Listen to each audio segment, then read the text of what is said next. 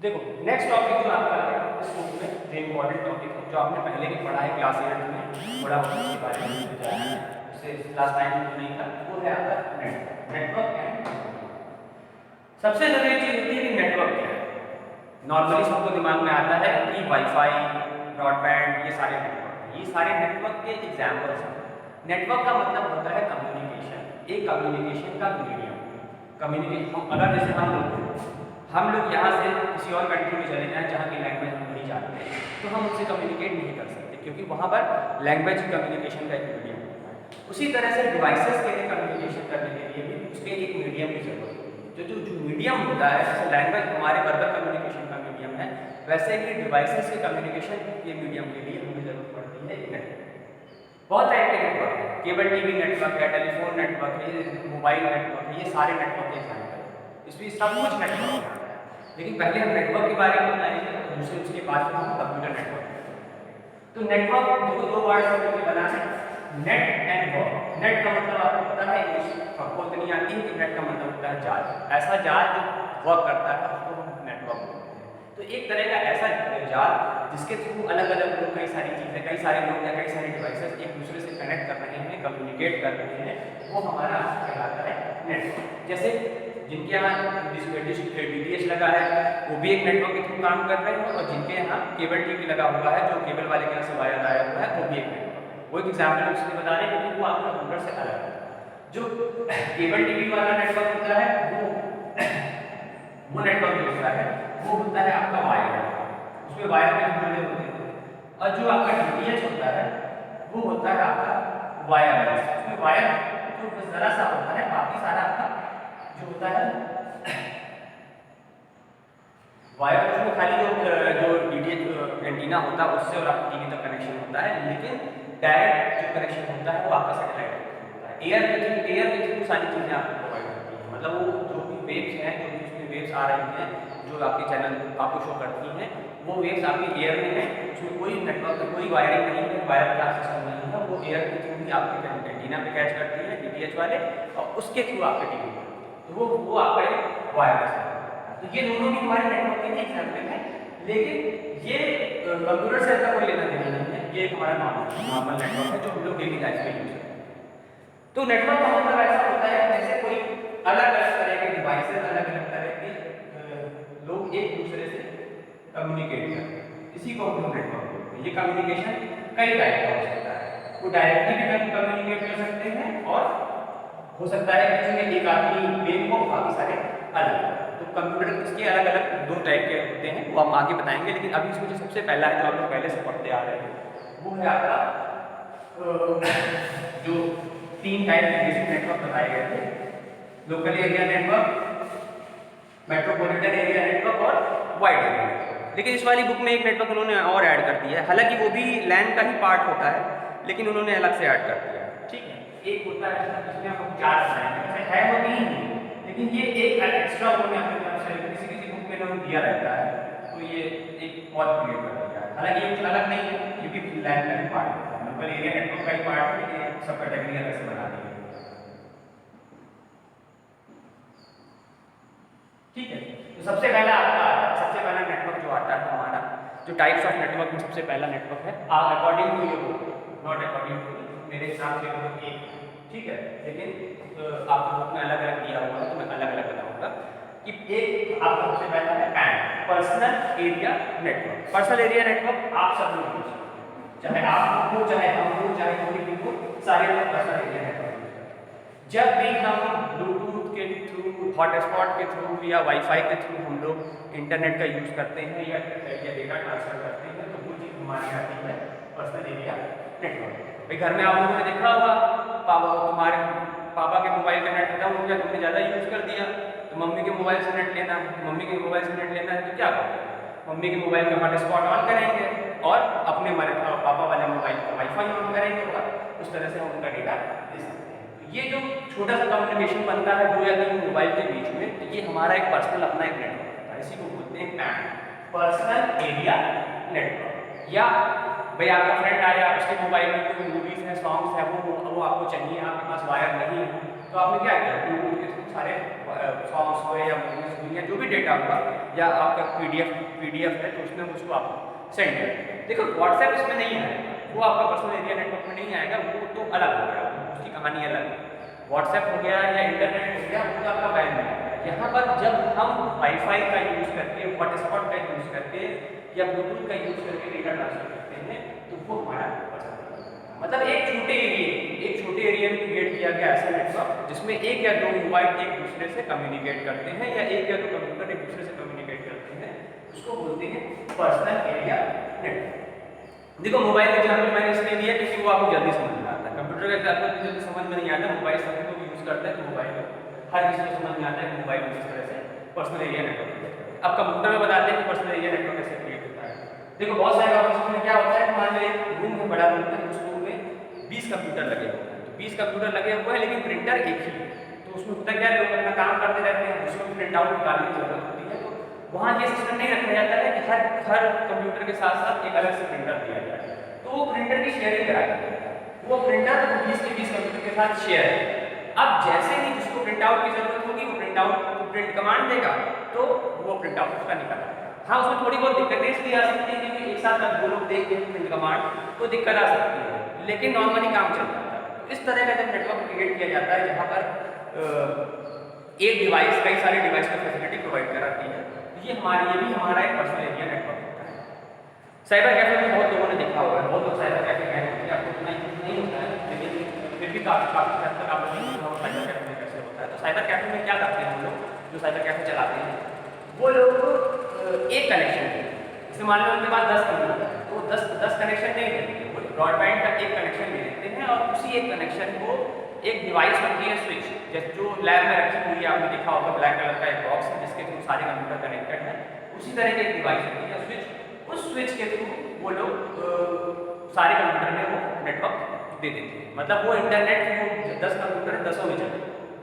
अगर हम एक कनेक्शन लेते हैं, एक कनेक्शन को अगर हम उससे जोड़ देते हैं कंप्यूटर से तो फिर एक कंप्यूटर चलेगा, लेकिन उसी कनेक्शन को अगर हम स्विच के थ्रू जोड़ देते हैं और बाकी सारे कंप्यूटर में उसको डिस्ट्रीब्यूट कर देते हैं तो हमको अलग अलग कनेक्शन की जरूरत नहीं होगी, वो एक ही इंटरनेट कनेक्शन से आपके सारे कंप्यूटर चलेंगे। जैसे स्कूल में होता है, स्कूल में भी तो यही होता है, स्कूल में एक ब्रॉडबैंड का कनेक्शन लिया गया है, उसी ब्रॉडबैंड के कनेक्शन से रवि सर का कंप्यूटर भी कनेक्टेड है, उसी ब्रॉडबैंड के कनेक्शन से जहाँ हम काम करते हैं उसमें मैम के सामने वाले उसका कंप्यूटर कनेक्टेड है और उसी ब्रॉडबैंड से जो लैब में आपके 2-3 कंप्यूटर चलते हैं उसी से कनेक्टेड।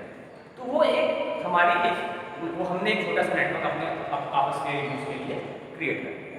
तो ये हमारा आता है पर्सनल एरिया। देखो सेकंड है आपका, सेकंड के तीनों आपके पहले से पढ़े हुए हैं, वही हम रिपीट कर रहे हैं क्योंकि ऐसा नहीं कि आप लोगों ने इसे पढ़ा नहीं। लैन लोकल एरिया नेटवर्क, देखो ये लैन का जो कॉन्सेप्ट होता है ये विद इन अ बिल्डिंग है, इसको भी विद इन अ रूम ही, मैंने पहले आपसे कहा कि लैन जो होता है वो लैन का ही एक एग्जांपल है, वो अलग नहीं है, लेकिन अब वो अलग से आपने बुक में दिया होगा तो उसे अलग से एक्सप्लेन कर रहे हैं।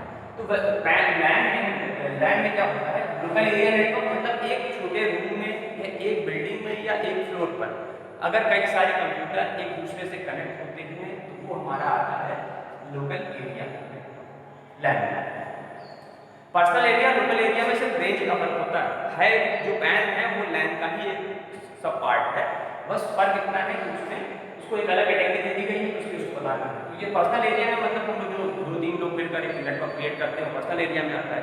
लेकिन अब वही नेटवर्क अगर मान लो जैसे आपकी ये फर्स्ट फ्लोर है, फर्स्ट फ्लोर पर आप लोग पढ़ाई करते हो, यहाँ पर कंप्यूटर रखे जाएँ और वो सारे कंप्यूटर एक दूसरे से कनेक्टेड हो एक फ्लोर पर या एक बिल्डिंग में, तो वो आपको आ जाता है लोकल एरिया।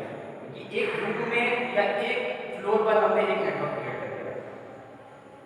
इन तीनों में बहुत डिफरेंस तो ज़्यादा नहीं है, लेकिन नॉर्मली ये दोनों एक ही है, बहुत इन दोनों का खास करते हैं, लेकिन इन तीनों में बड़ा डिफरेंस है। नेक्स्ट है मेट्रोपॉलिटन एरिया नेटवर्क। नाम से लगता है कि ये थोड़ा सा बड़े एरिया है। जैसे मेट्रोपॉलिटन एरिया नेटवर्क का मतलब है जैसे केबल वाला नेटवर्क होता है। केबल वाला नेटवर्क क्या होता है, केबल टीवी प्रोवाइडर है, आपने किसी आपके एरिया में केबल टीवी प्रोवाइडर है उससे आपने नेटवर्क ले लिया, अब आपने केबल कनेक्शन ले लिया तो वो केबल कनेक्शन उस एरिया में जितने लोग रहते हैं वो सारे लोग उस केबल कनेक्शन को यूज करते हैं।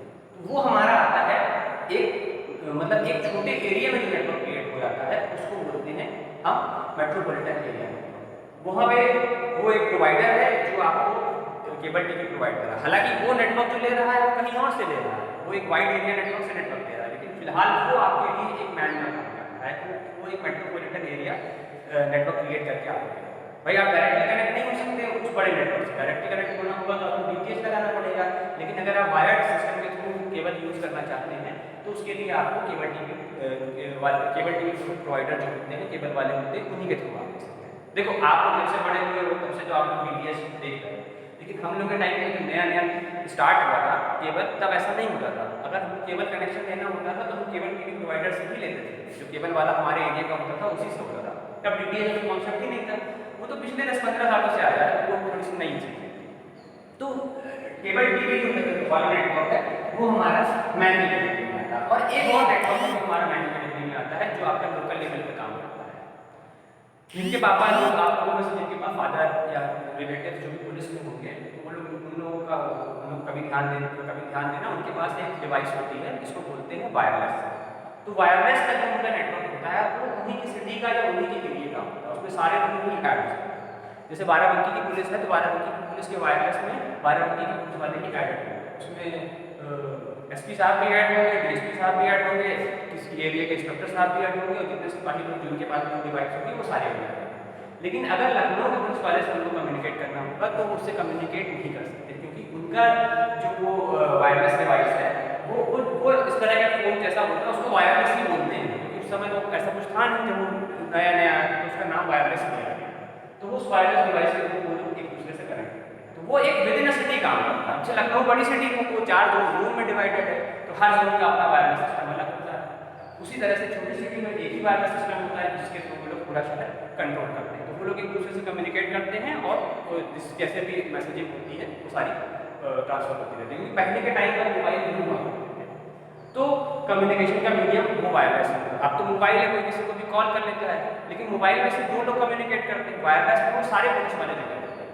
अगर एसपी साहब ने मान लो लखमीराबाद में दरोगा जी को डांटा तो सारे दरोगा जी को सुनाई देगा, बाराबंकी में जितने दरोगा लोग होंगे सबको सुनाई देगा कि हाँ ये फला दरोगा जी को डांट पड़ा, क्योंकि वो सब एक दूसरे से, सारे लोग एक दूसरे की वॉइस उसमें सुन सकते हैं। कोई नेटवर्क ट्रैफिक कंट्रोल करना होता है, कहीं कोई क्राइम हो गया, कहीं कोई एक्सीडेंट हो गया, तो ऐसे केसेस के लिए वो नेटवर्क होता है, वो बहुत फायदेमंद है। फोर्थ आपका आता है वाइड एरिया नेटवर्क। नाम से पता चलता है वाइड एरिया नेटवर्क मतलब बहुत ज़्यादा बड़ा।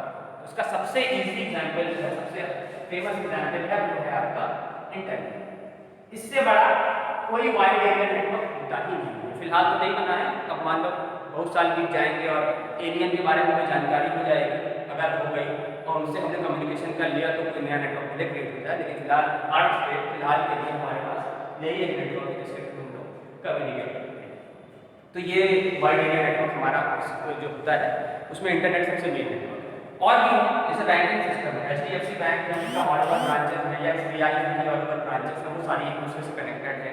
ATM का सारा नेटवर्क जो है वो सब आपका इसमें, चाहे ATM नेटवर्क हो, चाहे पोस्ट ऑफिस का हो, ये सब आपका बैंक में आता है। और एक और रेलवे का जो नेटवर्क है वो इंटरनेट आने से बहुत साल पहले से चल रहा है। 1991 से रेलवे का नेटवर्क चल रहा है। इंटरनेट इंडिया में आया था 15 अगस्त 1995 पहली बार लॉन्च हुआ था, तब मैं क्लास 6 में पढ़ता था, मुझे अभी भी याद है, ठीक है। उसके बाद से इंटरनेट चल रहा है, लेकिन रेलवे का जो अपना खुद का वाइड एरिया नेटवर्क है बहुत सालों से चल रहा है। वो 91 से ऑनलाइन रिजर्वेशन सिस्टम चल रहा है, तो वो ऑल ओवर इंडिया हर जगह काम करता है। जितने भी आपके रेलवे स्टेशन है उन पे जो काउंटर के थ्रू बुकिंग होती है वो सब कुछ हमारे इसी सिस्टम, उनका जो नेटवर्क है अपना बैंक है उसी के थ्रू।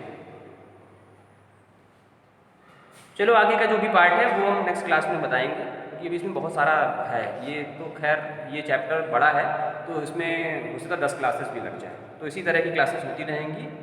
और सबसे मेन दिक्कत प्रॉब्लम ये है कि ऑनलाइन क्लास चलाना कोई मुश्किल नहीं है, लेकिन हम लोग के लिए थोड़ी मुश्किल है। इसलिए अगर ऑनलाइन क्लास पॉसिबल जिस दिन होगी उस दिन ऑनलाइन चलाएंगे, जिस दिन ऑनलाइन क्लास पॉसिबल नहीं होगी उस दिन इस वीडियोज़ के थ्रू भी हम कम्युनिकेट करेंगे।